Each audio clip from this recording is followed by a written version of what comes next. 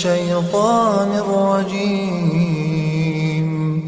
بسم الله الرحمن الرحيم الحمد للہ وکفا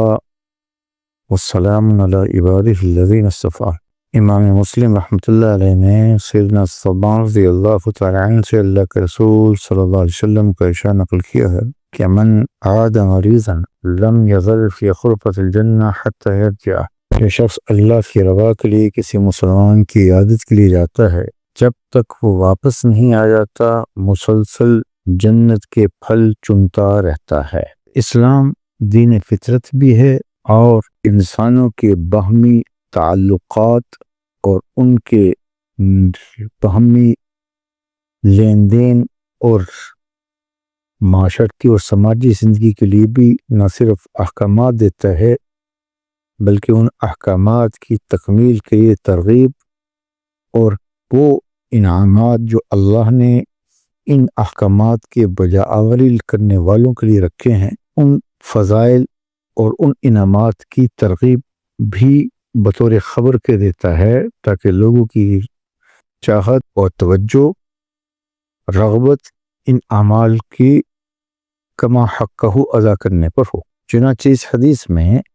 مسلمان کی عیادت کی فضیلت بیان کی ہے۔ دوسری جگہ پر مسلمان کے من جملہ جو حقوق بیان کیے اس میں مسلمان کی عیادت بھی ہے۔ یہ اسی بات کی ماز ہے کہ مسلمان باہمی ایک دوسرے کے ساتھ تعلق میں کل جسد واحد ایک جسم کی طرح ہے۔ معاشرے کا فرد جو کسی نہ کسی نسبت سے ہمارا تعلق دار ہے، کہیں باپ ہے، بیٹا ہے، بھائی ہے، کہیں پڑوسی ہے، کہیں ہم جماعت ہے، کہیں شریک کار ہے، یہ سب کے سب تعلقات اور نسبتیں ہیں۔ اسلام ان نسبتوں کی رعایت کی تعلیم دیتا ہے کہ ہر شخص کے حقوق کی پرواہ کی جائے، ان کے ساتھ حسن سلوک اور حسن برتاؤ کیا جائے، کسی کے ساتھ زیادتی نہ ہو اور ان کی غمی خوشی میں ان کے ساتھ شریک ہو جائے۔ ایک اور موقع پر آپ نے فرمایا کہ جب کوئی مسلمان کسی مسلمان کی عیادت کے لیے اللہ کی رضا کے لیے جاتا ہے تو اللہ کی جانب سے فرشتہ اعلان کرتا ہے بِأَن طَابَ وَبِأَن طِبْتَ وَطَابَ مَمْشَاكَ تبوّأْتَ مِنَ الْجَنَّةِ مَنزِلًا، کہ تو بھی پاک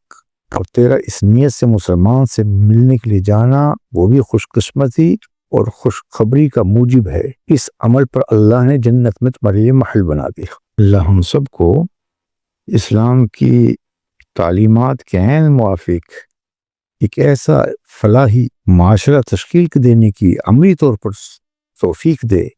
کہ جس میں ہر شخص دوسرے کا ہمدرد ہو، خیر خواہ ہو، ایک دوسرے کی تکلیف کا احساس ہو، اس کی غمی خوشی میں شرکت ہو۔ اس سے